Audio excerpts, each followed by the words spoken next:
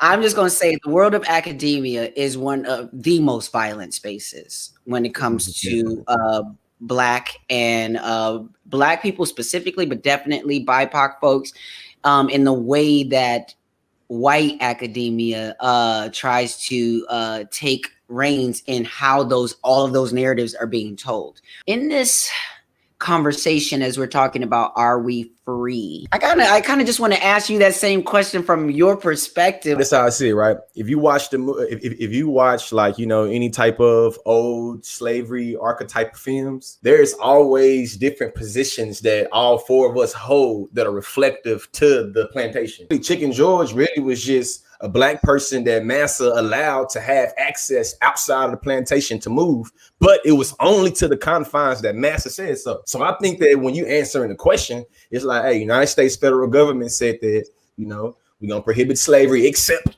for punishment, conviction of crime. So I think that because we always already written as being criminal, or always already had that criminality, I think there's always the notion to be able to justify one of us being seen as violent and or criminal that would justify our death or our incarceration. So to answer the question, H, no, you know what I'm saying? They have different clauses that they get to, inscribe freedom on us how they want to. And if we free, they say we free. But if we ain't free, they ain't say we free. Right? Like, white supremacy's tactic around black leadership is always to talk about the poverty pimps, right?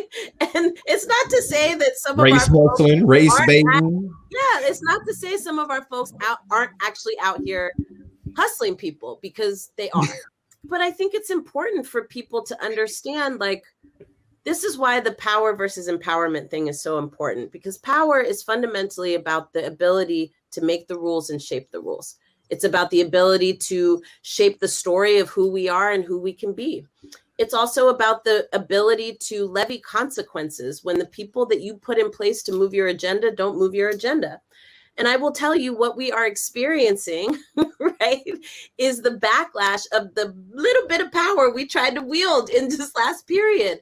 And part of that backlash is all about delegitimizing and discrediting this movement that has captured hearts and minds around the globe. That's just a fact. I always find myself, as the straight black man with the kids and the wife, always having to debate about two things. First, the misinformation of the Willie Lynch letter, and everybody believing that the Willie Lynch letter justifies demonizing black woman leadership. And then we get to the idea of Black Lives Matter, and Black Lives Matter talking about the nuclear family, and how so many of us really just lost in the sauce to white supremacy, to the point, whatever little speaking points they give us, you will just repeat them. So is you really against white supremacy, or you like the parts that make you feel like you can be somebody? It's just like, you have an issue with black women being like black woman leadership.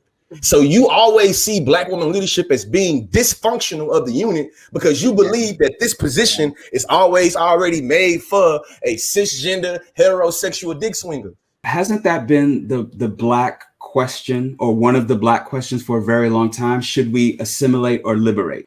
It's always us determining, do we get white people to like us by being more like white people, or do we fight this battle of reclaiming what's ours in terms of our intrinsic value as human beings? And the easier path is assimilation. You almost understand it because it's so simple, but it's also the deadlier path. What the old folks say is walk and chew gum at the same time. I think when Robert was talking, I can't help but to think about, especially coming from the background I come from, it's a lot to unpackage in the distinction between liberation and assimilation.